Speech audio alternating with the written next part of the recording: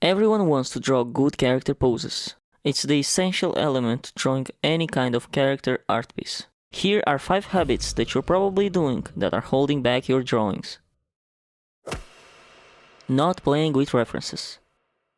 At this point, you probably heard everyone recommending the use of references. The one thing I want to add on top of that is that instead of just copying the pose of the reference, try modifying the direction of the limbs.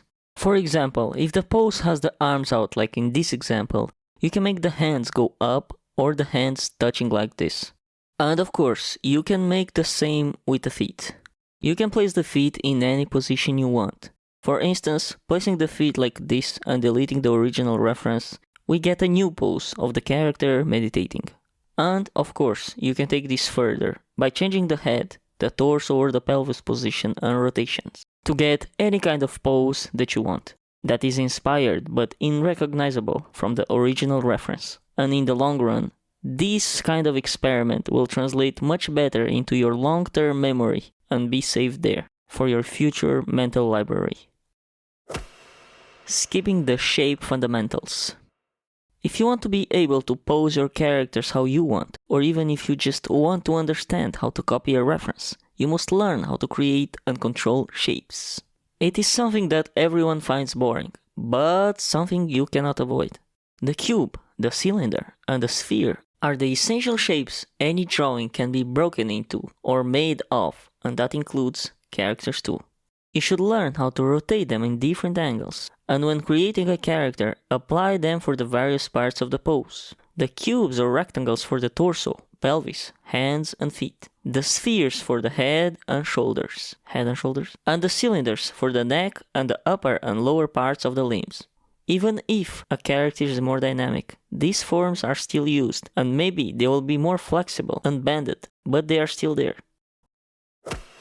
Not making multiple iterations. Just like in the first tip, you may want to make changes to your pose, and instead of making the changes directly to the pose itself by erasing and drawing over, you can create a copy and work on that one to make the changes. On the second iteration, when your changes are done, you can now compare directly to the previous one and choose the best of the options. And of course, you can take it a step further and create a third iteration, a fourth, a fifth, and so on to continue improving on your pose. The point is to have the options clearly visible for you to choose the best. And when you've made your decision, it is time to choose that option and take it to the next level. Even though this seems unnecessary, most of the times you will have a better idea on a new copy, while still saving an older version of that to compare. And that doesn't necessarily mean a newer one is better. Sometimes you will be happy to go to a previous version to continue working on that one. Not using perspective. A huge way to show you mean business with art is to show hints of perspective in your drawings. I know it's a difficult topic to learn, so even if you don't know much about it, here's some quick tips to help you fake knowing perspective. Let's say you have a character like this, just standing and holding a sword resting on his shoulder. At first glance, the character may seem fine, but it feels like he's lacking something. He looks too flat if we take a longer look at him. Let's see how to make him stand out a little bit more by creating a fake horizon line around his knees. You can create his building blocks that are above the horizon line seen from below. And what's below the horizon line, the elements will be seen from above. And do not worry, if this is too difficult, pay attention just to the feet. This is what matters. When drawing the legs, make one leg stand in front of another, assuming the hips are not sitting totally straight. And how do you do that? By simply making his front leg look longer and the farther leg look shorter. The front and the farther, I mean the closest and the farthest from the camera. And just like this, you're already creating a sense of depth and perspective, even if it's fake. And the second part of the formula is to make the feet seen slightly from above. Not using a flow of action. If you just draw, even if it's from a reference, without the use of a flow of action, your drawing will most certainly look stiff, especially for an action pose. You must convey the energy that flows from one part of the body to another. Just like they say, a punch starts from the feet. This is true. Let's take a look at this drawing.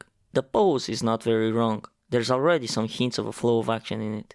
But if you're not aware, you may not pull the maximum potential out of it.